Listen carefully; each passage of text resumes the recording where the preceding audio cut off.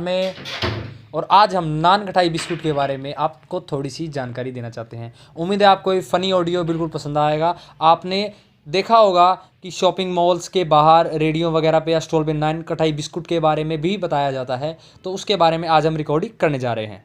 नान कताई वाला आया है, नान कताई वाला आया है, नान कताई ले लो।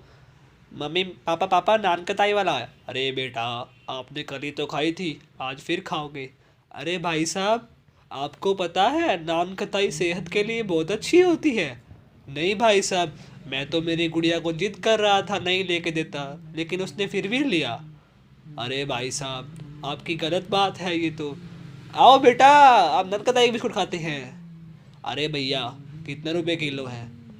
जी 500 रुपये किलो है। बस 500 रुपये किलो? अच्छा है, 2 किलो पैक कर दीजिए। ठीक है भैया। ओके भैया, बाय बाय। कल भी आओगे ना? हाँ जी, पक्का आएंगे। आओ क्या हो और हम ना आए, ऐसा हो सकता है?